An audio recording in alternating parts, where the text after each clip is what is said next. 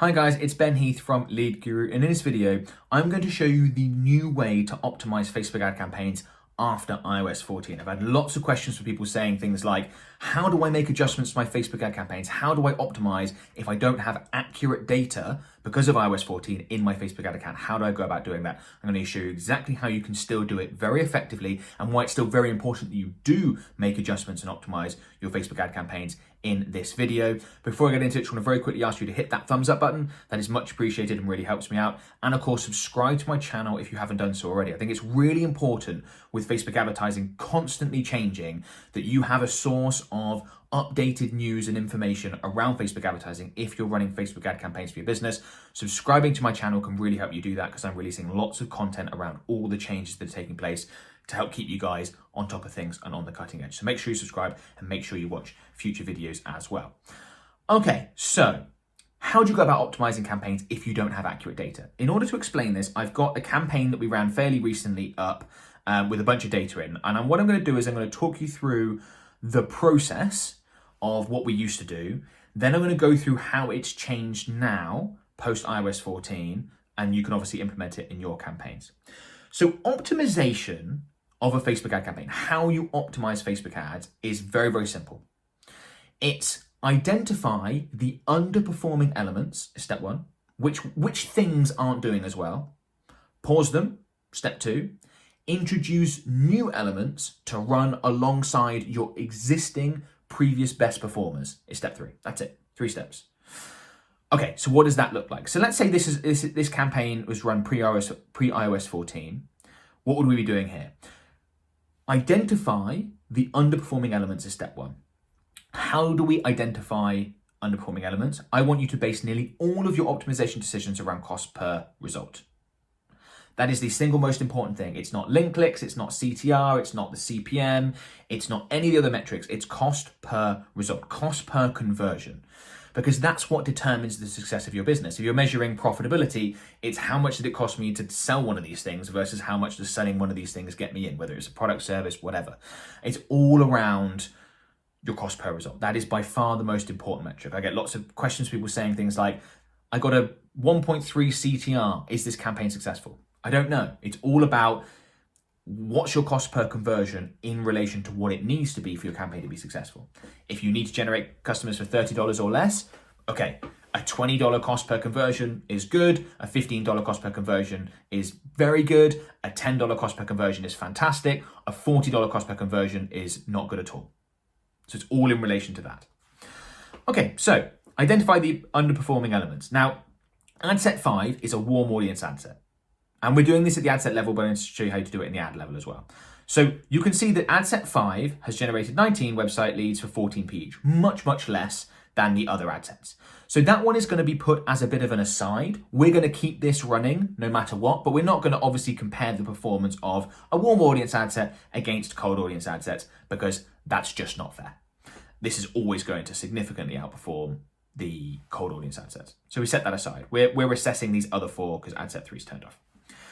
So obviously the 2 underperformers here are ad set 1 and ad set 2 for £2.35 and £2.34. So we've identified the underperforming elements. We're going to turn these off. And that's step 1 and step 2. Now, if we wanted to further optimize the campaign, we might introduce new ad sets, so test new targeting options against these 2 other cold audience best performers, which are ad set 4 and ad set 6. Now you might be thinking, why haven't you turned off ad set 4? Because its cost per lead is £2.11 and ad set 6's cost per lead is £1.59. To me, that's within an acceptable window. That's what, 25% difference? We usually want there to be, say, a 30% difference or more. It's getting close to where we would turn off the more expensive one. But if things are close, leave them running because more data, as they go, you're going to get a more clearer picture and you don't want to be too trigger happy and turn something off. Both of these have generated pretty good numbers of conversions. The other thing to note with this case here that I should quickly mention is that this one's generated significantly more website leads in terms of volume. I don't know I can't remember exactly, but this one's probably got a much larger audience. So if we were to go ahead and turn off ad set 4, all the cold audience budget would end up being spent on ad set 6, and we may see the cost per lead here skyrocket. So if, for example, ad set 4 was £2.11, ad set 6 was £1.59, but ad set 4 had, 20 leads, we'd probably turn it off. But given it's produced so much volume, we would leave it on. So that's a typical optimization process. As I said, we'd add in new ad sets, and you can do exactly the same at the ad level, right? So you identify underperformance by cost per lead, you take a look at volume, but you base nearly all your decisions around the cost per result, cost per conversion, and you identify the underperformers, pause the underperformers, introduce new elements to test against the previous best performers. However, what's kind of gone wrong and what a lot of advertisers are confused about is they say, okay, in a post iOS 14 world, I don't have accurate data. I can't trust this cost per result because I don't have the data on all the iOS 14 users. And whilst it's true that the data may not be accurate, so let's say, for example, if this is a campaign that's been run post iOS 14, this £2.11 cost per lead might actually be more like £1.50 cost per lead because, we're underreporting on leads. Therefore, that would affect the cost per lead, the calculation that Facebook makes. Maybe it's £1.50. Maybe this one's more like £1.20 in reality. Maybe these here are like £1.90 and £1.85, something like that, right? And you're thinking, well, I can't. How do I optimize? I don't know the actual realistic cost per result. And the thing is, you don't need to know the actual numbers in order to be able to optimize. Because remember what the optimization process is. Identify the underperforming elements. You don't need to know absolute performance, which is the absolute number of conversions, the absolute cost per conversion that you generate. You need to know relative performance. Like if I see two people running in a race, I don't need to know how fast they went for me to be able to say person A is faster than person B. I just need to see which one crosses the finish line first. And that's exactly what you can do in your Facebook ad account. You can't see absolute performance anymore, unfortunately, but you can see relative performance. It's not like all the underreporting because of iOS 14 is going to occur in one ad set, not the other. It's going to be fairly uniform. So if ad set 4 is underreporting by 30% because of iOS 14, ad set 6 is probably going to be underperforming by roughly 30% because of iOS 14. So you can still make calls based on relative performance. You might have to do some calculations. Okay, after iOS 14, our ad account underreports by 40%. Therefore, we factor that into all our working out how profitable our campaign is. But you can still do exactly what I just did. You can still turn off ad set 1 and ad set 2 because we can see that relatively, in comparison to these other ad sets, these two are underperforming. They aren't producing results that are as good. Therefore, we can go ahead and pause them. And that's going to help improve our Facebook ad campaign performance. And that is how you optimize campaigns post iOS 14. You are effectively doing the exact same thing as you did before because you can still see relative performance. Obviously with a few tweaks that are, they're mentioned around, you're gonna have to work out other calculations and things along those lines. And as I said, this is done at the ad set level. You wanna do that at the ad set level and the ad level. That's why I talked about optimizing is identifying underperforming elements. Ad sets and ads, you can go down the line on all the various things that you can improve. Identify underperforming elements. Step 1, pause those underperforming elements. Step 2, introduce new options to compete against the previous best performers.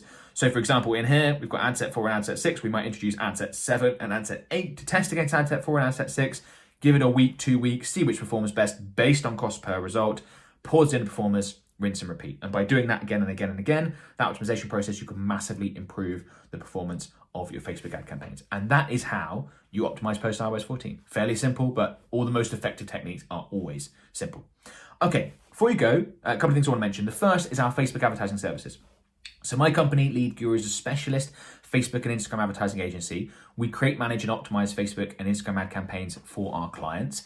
And if you want to get better results with your Facebook and Instagram ad campaigns, we can almost certainly help you achieve that. Now, we do have a minimum budget requirement of $3,000 per month, but if you meet that requirement, would be interested in finding out more about our services, then you can book a call with one of my team members. Just click on the link in the video description below. That'll take you to a page on our website where you can book a call directly in with one of my team members, and no obligation. You can just find out about our services. We can find out more about your business, see how we might be able to help, all that sort of stuff. And take it off your hands and hopefully help you get better results. Other thing I want to mention is my free Facebook Ads Mastermind group. So there's 125,000 members in my Facebook group, one of the biggest communities of Facebook advertisers in the world, and I strongly recommend you join. It's completely free, link in the video description.